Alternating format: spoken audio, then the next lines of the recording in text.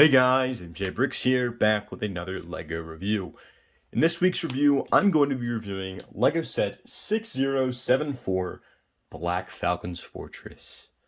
So, this beauty of a set was released in 1986 and originally retailed for $35. Can you imagine? I mean, I would pay $35 for this nowadays, but inflation adjusted, this would actually be worth $97.62. So pretty much $100. This comes with 6 minifigures and 430 pieces. Just get a good interior look at that. So yeah, first things first, let's look at the instructions. So unfortunately, I do not have the box for this, but I do have these instructions.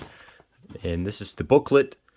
This is what the front of the box would have looked like. Just a scene with the castle, showing the figures posed, the old Legoland logo. Just this better box art than we have nowadays, I believe. Turning it around back, there is a back page that just shows you the completed build and what you can do with the set. On the front, we have an alternate build right there. Pretty cool alternate builds. LEGO used to include those on the boxes and the instructions of their sets. I wish they did that nowadays, because it would inspire creativity in people. Going through, it's pretty simple. It's just the instructions. So yeah, that wraps up the instructions. Now let's look at the minifigs. Starting off, we're looking at the basic Black Falcon foot soldiers. Right away, we notice that they're both carrying spears and that their front torso has this Black Falcon's insignia with all of the silver. I'm very fortunate to have all the silver, as the old gold and silver paint on LEGO figures used to rub off very easily, so I'm very fortunate that mine has not rubbed off. Turning it around, there is nothing, because figures back in the 80s did not have back printing, leg printing, or arm printing. Also, there is no double-sided face. There's just the standard smiley face. So, that wraps up the 2 foot soldiers. Also included in the set are 2 archers, who are exactly the same, apart from the fact that they have quivers on their back, carry bows, and have a more cone-like helmet. And they, again, have that Black Falcon's insignia. This couldn't be a LEGO castle set without knights. This guy has a blue cape on the back, no printing like we mentioned before, and instead of a Black Falcon's insignia, he has a chest plate for his torso print. And he carries a Black Falcon's shield with a yellow outline. It's the same thing with the silver paint on these as with the insignias. They rub off, and I'm fortunate that mine hasn't. He carries a short sword, and he has a gray helmet with a red plume. Also, he comes with a lance. So, that is the first knight. This second knight is my favorite figure of the set. He has all black armor, with the exception of his red hip piece and his chest plate print, and he's wearing a black cape, which is a really nice color to get that piece in. And instead of a red plume, he has a blue plume. His shield is exactly the same, other than the fact that the outline is blue, not yellow. And I have him holding his lance, but of course he has a short sword. Also included in the set are 2 horses, a white one and a black one. Their legs do not move, and the only printing they have is their eyes and the reins. And they come with a blue and a red saddle. Also included are these extra pieces that you can put on your horses if you want to make them bareback. So do it just like that, and voila! There's no saddles and there's no weird hole. Let's look at the set. Also, just a quick little reminder for you guys.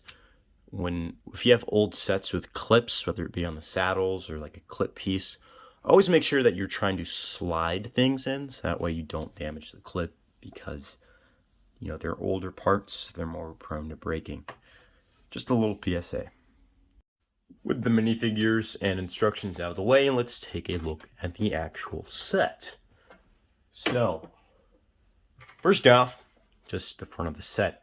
You'll notice that there are two printed panel pieces, or corner pieces, I should say, on the sides. Those are the only printed corner pieces, and there's one printed panel piece. Overall, I think this is a pretty intimidating, well, I mean, not intimidating and like, oh, I'm scared, but like, if I was a little Lego dude, you know, I was like coming up and like, oh crap, this is a pretty big fortress. It's just some reference as a clone trooper. But yeah, because the front, it's pretty tall. So probably the first thing you noticed is this drawbridge. The drawbridge, all you have to do to bring it up is raise a string. All you have to do to drop it down is lower the string. Pretty simple. And when you don't want it raised, you can just attach it to some brick. So I can turn around and do it like that. But just for the purpose of this review, the drawbridge will be down, because it makes it easier. Also in the front are these two hanging banners. There's no prints on them, but they're still a nice little detail. As you can see from the walls, there are these bricks. Just it's a castle wall, you know, so it's there to protect whoever's up top. Looking down, or looking from below, you can see it does do a pretty good job of protecting the archers and soldiers up there. Turning it on its side, both of the sides are the exact same. There's a walkway on the other side of the wall, and there's panel pieces. There's also like brick-made windows. As you can see, these panel pieces have these just ones that were made with a piece. But there are some brick-made ones for you to, you know, fire arrows out of as your enemies try and come around back. That's pretty cool. Like I said, it's the exact same on the other side. The back of the exterior is different though. There's this house pretty much jutting out the back. You can see what it's supported by. And it's just panel pieces all along the back. So let's look at the interior of the set. So first off, when talking about the interior, this castle does fold open like so. So you can have a bigger front wall if you want. So if you want this to all face the front, you can do it like that. And you can configure it to your liking. You can have it closed like that or open. And a really cool thing is that you can actually connect it with other Lego castle sets. Here I have another Lego castle set that also opens up. Just like Black Falcon's Fortress. I will review this one day, by the way. And as you can see, here's Black Falcon's Fortress. All it takes is one little pin to go in, and you have a connected castle. And you can do all sorts of things that you want. As you can see, it comes around, and you can actually enclose the wall, creating a cool, like a actual big fortress, which is something that's pretty fun. So I guess if you owned all the Lego castles back in the 80s, you could do this. So yeah. With this opened up, we can now take a better look at the interior of the castle. What I'll do is just, when it's folded, there's corners. So we'll take a look at each corner. Starting off with one of the back corners, it is pretty simple. It's just a wall and a little spot right here for you to put a dude if you want. Moving to the front section of the castle, it's a lot more expanded. We have these downstairs rooms for you to place figures as you wish, and also these upstairs ones that I think look pretty nice, and they're more roomy. At least that's what it feels like to my big 6'2" man hands.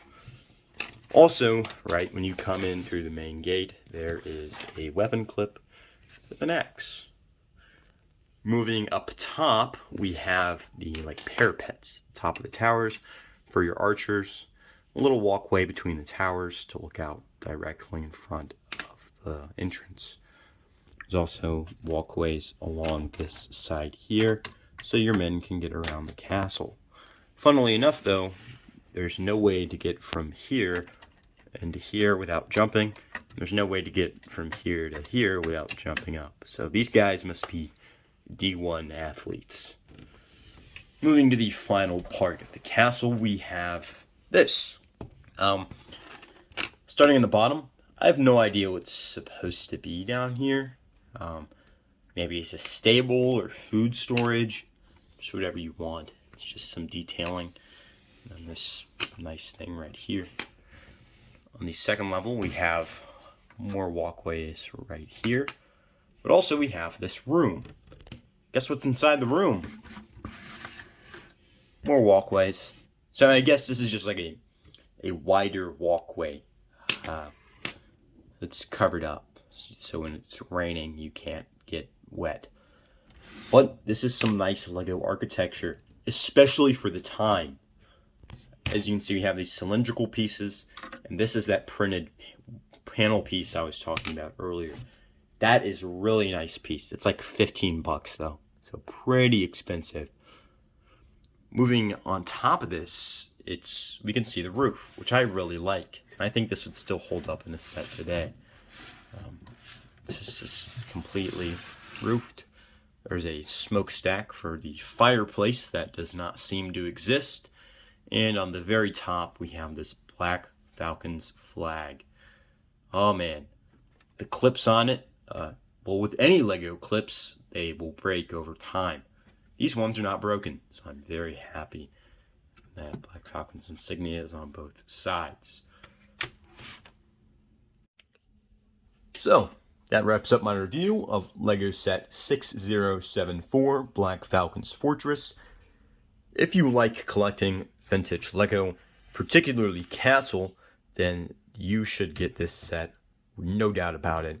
It is an amazing set with great figures and a great design that honestly I think still holds up today, and yeah. If you enjoyed the review, make sure to like and subscribe.